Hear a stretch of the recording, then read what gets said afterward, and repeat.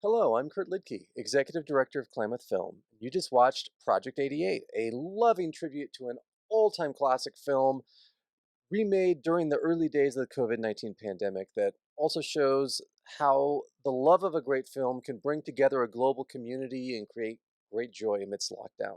With us is the film's director and instigator of this great project, Taylor Morden. Taylor, thank you for once again being a part of the Klamath Independent Film Festival. This marks, I believe, the fourth year in a row that you've been a part of our festival, right? Yeah.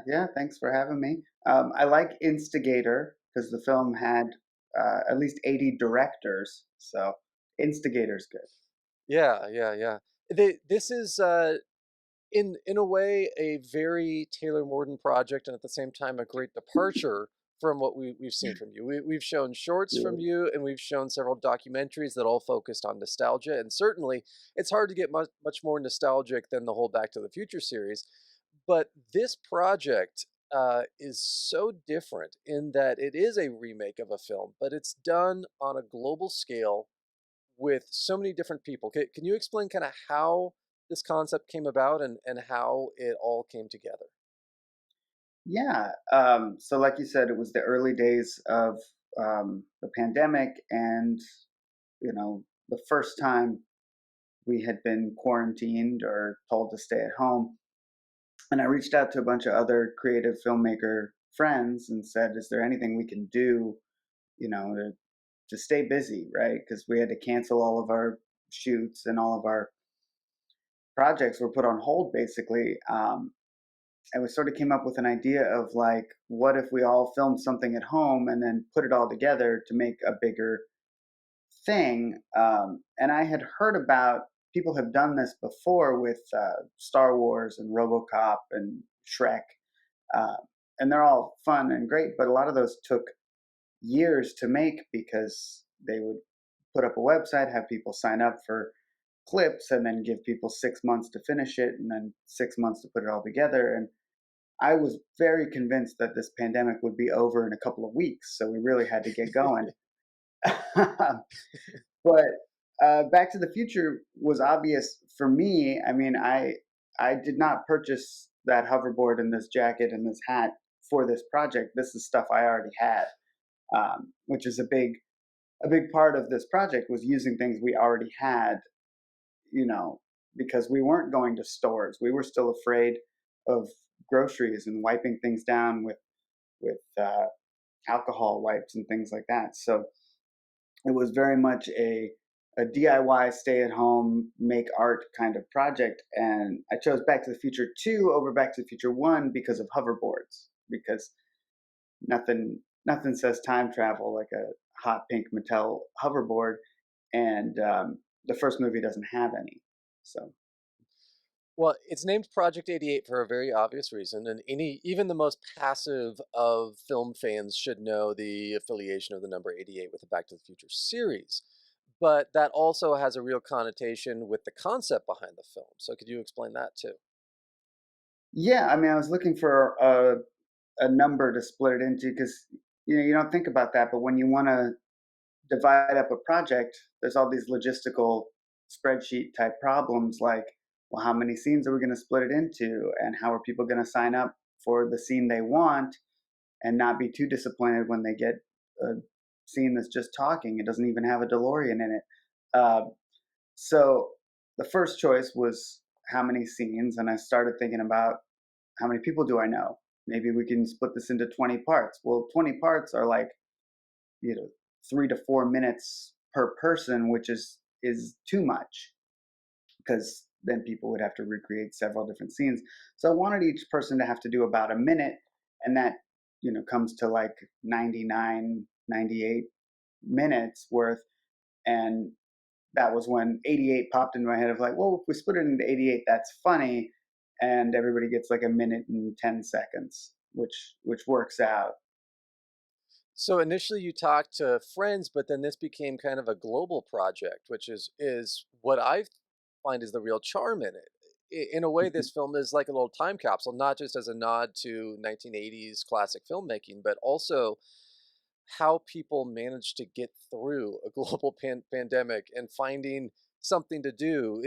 It this film just shines as far as, like sometimes you can tell, like even if it's a serious film or if it's like a horror film, they're supposed to be scared. You can tell on set they're having so much fun that they're trying hard not to smile during takes, and this film just exudes that confidence and that joy of, look, we're actually getting to do a thing amidst, at the time, I mean, you did this in what, March or April of 2020? So we had no idea that a year and a half later we would still be dealing with this. But No idea. it's great to see that even in that short term time period of lockdowns, when people were just frustrated at home, that you were able to create this thing on a global level for people to participate. So how did you get so many people all over the world actively involved in it? Right. Well, like you said, it started out with just my friends, and as it turns out, I don't have that many friends. Um, so what I did is I had split it up, and maybe 30, 40 people had signed up, which is a lot. I was living in Bend, Oregon, and to find people, um, and it wasn't just filmmakers. I had it open to anybody. You don't have to know what you're doing to use your phone and shoot a clip where you pretend to be Doc Brown, but um, that's a little bit intimidating for people, I think, that aren't filmmakers. If I said, hey, recreate a minute of Back to the Future, and you've never picked up a camera, that's a lot to ask. So we did get a few people who signed up because they thought it sounded fun, but mostly it was filmmakers and animators and stuff like that.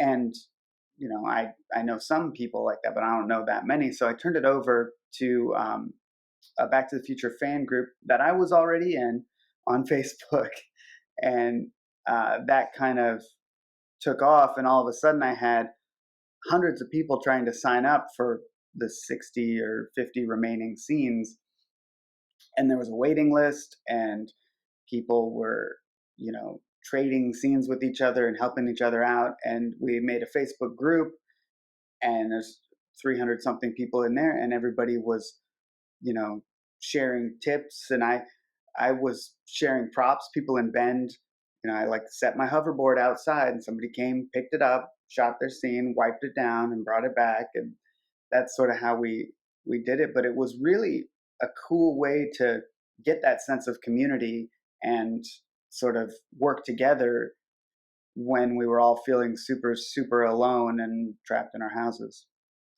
Yeah, I mean, March and April 2020 feel like just an absolute lifetime ago. And at the time, we were just getting into this new normal. Did you have any concept at the time that this project, if you could pull it off, would be such a popular and globally connecting film? When at the time we were trying to figure out how to make sourdough bread and like knitting and Yeah. any sort of at home thing that we could do, you were like, let's make a film, and everyone's saying that's impossible during COVID. Right. Well, I think this predates sourdough bread even, but it predates a lot of things because shortly after this is when you started seeing, all the celebrities got together and redid The Princess Bride and sang Imagine and things like that. But that stuff wasn't even happening yet. I I get bored really quickly, so it was like day two of, hey, you can't go to the store anymore. Where I was like, well, I got to do something. So we're making a movie. So I had no idea that it would resonate with people or, like you said, be this time capsule because a we all thought it was going to be a couple months and then we'd get back to normal, and then b it we were just doing it for us, right? Just the fact that I got to interact with 300 something people from all around the world gave me something to do and something to focus on that was positive and that was creative and fun. And that was my favorite part, was hearing from people, especially families. There's a lot of parents and kids that worked on this together, which, all of a sudden kids can't go to school, parents can't go to work, and to have something that they can do as a family, and it's build a cardboard DeLorean and act out a scene from a goofy movie that your kids have never even heard of. That's awesome, and that's super fun. And that kind of, I think that's why, if it resonates with anybody, it's because of sort of, you, like you said, you can see in it that people are having fun doing it, and that was the point. Was let's do something that we can do for fun. If people want to watch it, great. If not, who cares? We got what we wanted out of it.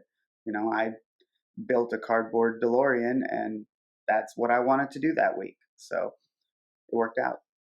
Well, and the beauty of trying to remake this film is, of course, that just about everybody has seen the Back to the Future films multiple times.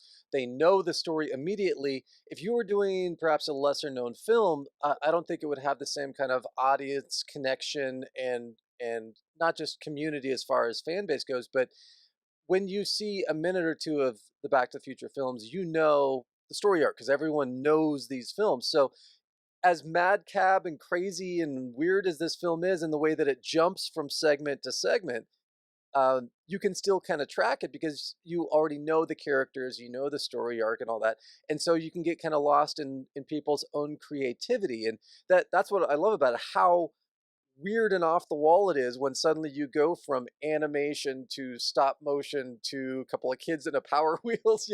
It's just Yeah. it's so weird, but it has this weird cohesive mix to it. So did you get excited every time that you got a scene sent back your way, or was it more concern like how are people going to interpret this?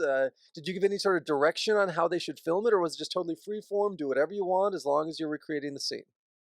It was totally free form. There were a couple of rules like, don't use the original music and don't, um, no, there's not really many rules. It was really open to people's creativity and interpretation, which I again think is what's great about it. And it was so exciting when I would get these clips sent in. Um, and from a technical standpoint, it was a bit daunting and overwhelming because I had to put all these things together, and they came in every file format imaginable, and things that you know different aspect ratios and different. Some people who did stop motion just sent me all the JPEG images, like they didn't even put them together. So it was a lot, but it was such a great thing. I would wake up every morning around the time that they were being sent in, get my coffee, and just watch these clips and smile and laugh and just be like, "Wow, look at that! Look, bananas! Look at that! There's a cat dressed up as Doc Brown. Who would have, who would have thought?"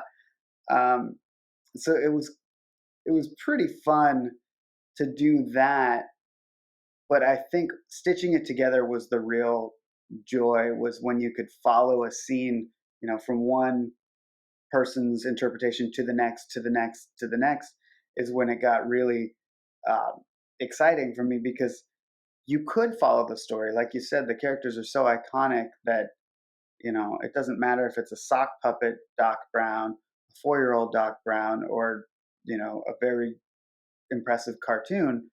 You know who that is. It's a wackadoo character that just works, and so that was that was really exciting because that was the moment where I was like, "Oh, this works. This, you can track this." We did put out a disclaimer to people right before we launched it that was like, "You might want to rewatch the original movie before you see this if you want to understand what's going on." Now, hindsight, of course, we can say, okay, we need to all hunker down because we're going to be sitting at home and with masks on for the next year and a half, plus who knows Mm-hmm. how long with this thing. But at the time, you Hindsight put, is 2020. yeah, you put a really difficult timeline on for yourself on this. You said that you were going to do this in 1 week. Yep. Uh, why?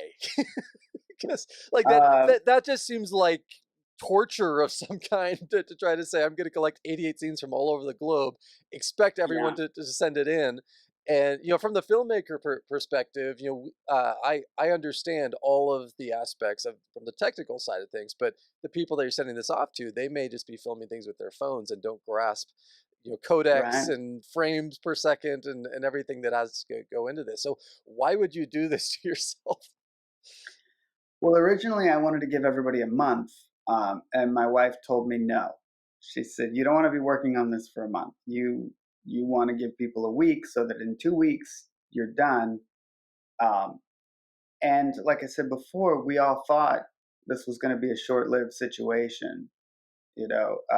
I had never been in a pandemic before. And I didn't know that it could go for 2 years. And I thought for sure, okay, everybody's going to do exactly what they need to do, stay home, be safe, and this is going to go away because germs can't spread if we're not all gathered together. That's what I knew from third grade science. So I was pretty sure we only had about a month. So I wanted to make sure we finished it and put it out during when people were still stuck at home to watch it, right? And I think at that time, it there was some deadline. It was like we're going to stay at home, at least in Oregon, until whatever April 30th, or or beginning of May. There was some date on the calendar that was like, well, we're in stay-at-home orders until this day. So it's like, Oh, well, we how got to naive have it we out. were. So naive, so naive. Now we're all professional quarantiners, but that was the real reason for the rush. Was like, we're all going to have to get back to work pretty soon. So let's just do this with the week or so we know we have. And that turned out to be true because while we didn't go back to normal ever, um, we did learn how to deal with it. And people did start working, and kids did start, you know, going to school over Zoom, and everybody's lives got busy again. So this really was, a window, a very, very specific time that is never, hopefully, never going to happen again because it won't be anybody's first pandemic the next time this happens.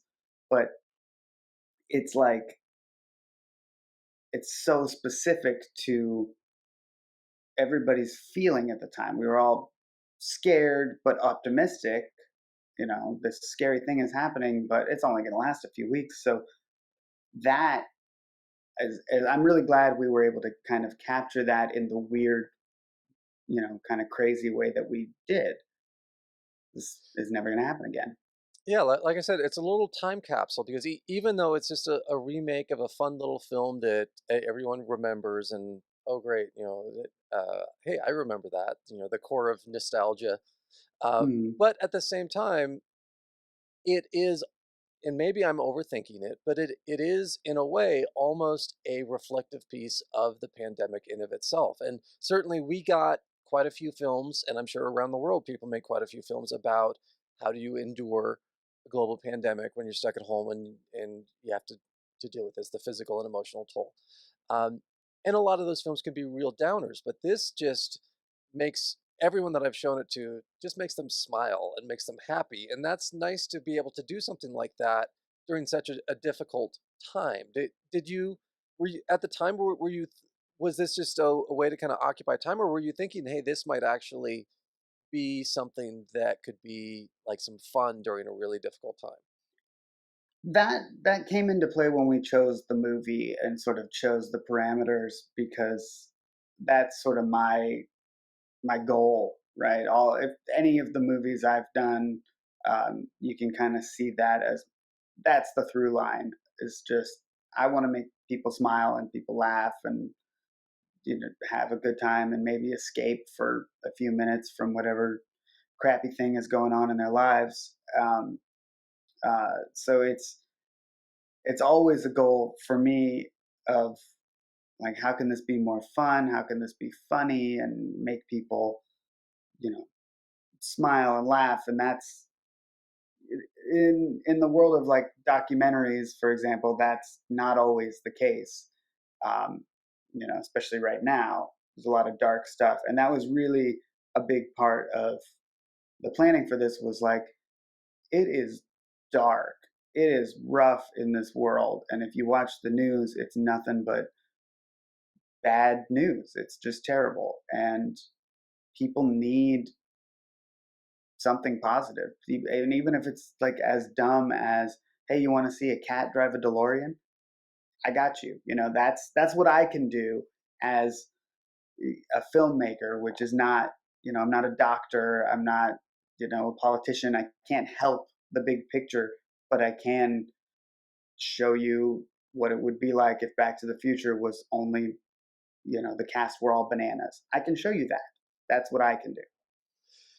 And it should be noted that some very important filmmakers, because normally if you did something like this, the initial thought from everyone is, what about copyrights? But you got an endorsement of sorts from the original filmmakers, correct? Which I think is also a reflection of the times where people recognized, hey, this is a cool thing for people to do.